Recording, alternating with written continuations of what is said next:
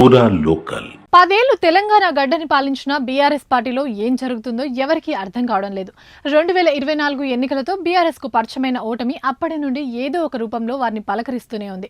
పార్టీలో ఎలాంటి ఘటనలు జరిగినా, ఎంతమంది నేతలు పార్టీని విడుతున్నా గులాబీ బాస్ మాత్రం ఫామ్ హౌస్ కే పరిమితమయ్యారు. అయితే తాజాగా కవిత చేసిన వ్యాఖ్యలు రాజకీయ వర్గాల్లోనే కాదు, గులాబీ పార్టీలోనూ చర్చకు దారితీశాయి. కేసీఆర్ చుట్టూ దయ్యాలు, కోవట్లు ఉన్నారంటూ కవిత చేసిన కామెంట్లు ఇప్పుడు సంచలనంగా మారాయి. ఇంతకీ ఆ దయ్యాలు, కోవట్లు ఎవరని గులాబీ లీడర్లు కూడా ఆరా తీయడం మొదలుపెట్టారు. దీంతో పాటు కవిత రాసిన లేఖను ఎవరు బయటకు లీక్ చేశారన్న దానిపై కూడా గట్టిగా డిస్కస్ జరుగుతుంది. కవిత లేఖ తాజా పరిణామాలపై కేసీఆర్, కేటీఆర్, హరీష్ రావు సైలెంట్ గా ఉన్నారు.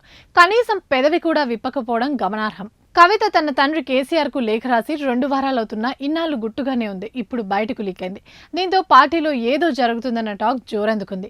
ఏప్రిల్ 27న నిర్వహించిన బీఆర్ఎస్ సిల్వర్ జూబ్లీ వేడుకలప్పుడు కేటీఆర్ ను రాజకీయ వారసుడిగా చూపించేందుకు కేసీఆర్ ప్రయత్నం చేశారన్న వార్తలు వచ్చాయి. అయితే పార్టీలో తనకు సమ ప్రాధాన్యం కావాలంటూ కొద్ది కాలంగా కవిత చెప్తున్నట్లు బీఆర్ఎస్ వర్గాల్లో జరిగిన ప్రచారం కూడా విన్నాం. ఇదే క్రమంలో కవిత కూడా జాగృతి పేరిట కార్యక్రమాలు నిర్వహిస్తూ యాక్టివ్ గా ఉన్నారు. గత 10 ఏళ్లలో సామాజిక తెలంగాణ సాకారం లేదంటూ మేడే కార్యక్రమంలో ఆమె చేసిన వ్యాఖ్యలు హాట్ టాపిక్ గా మారాయి. తెలంగాణ భవన్ లో మీడియాతో చిట్చాట్లోనూ ఆమె తన ఆవేదనను వెల్లుబరిచారు. తనను ఇంకెంత ఇబ్బంది పెడతారని, తనపై కుట్రలు జరుగుతున్నాయని ఆవేదన చెందారు. తాజాగా కవిత లేఖ బయటకు రావడంతో పార్టీలో అంతర్గతంగా ఏం జరుగుతుందన్న చర్చ బీఆర్ఎస్ వర్గాల్లో కనిపిస్తుంది.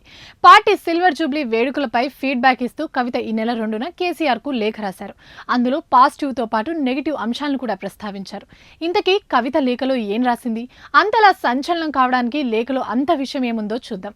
డాడీ, సభలో మీరు బీజేపీని మరింత టార్గెట్ చేయాల్సింది. అలా చేయకపోయేసరికి ఆ పార్టీతో పొత్తు పెట్టుకున్నారనే ఊహాగానాలు మన పార్టీ కేడర్లో వినిపిస్తున్నాయని అందులో పేర్కొన్నారు.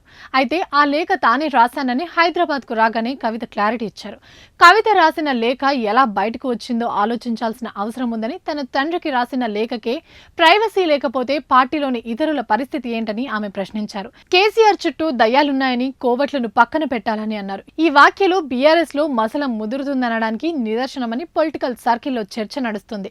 ఇంత జరుగుతున్నా గులాబీ పెద్దలెవరి నుండి స్పందనే లేదు. కేటీఆర్, హరీష్ రావు ఇతర అంశాలపై ఎక్స్ లో ట్వీట్లు పెడుతున్నా కవిత లేఖ అంశంపై మాత్రం ఎవరు పెదవి విప్పడం లేదు. ఇప్పటికైనా గులాబీ బాస్ పార్టీలో జరుగుతున్న అంశాలపై స్పందిస్తారా లేదా అని రాజకీయ వర్గాలు ఎదురుచూస్తున్నాయి.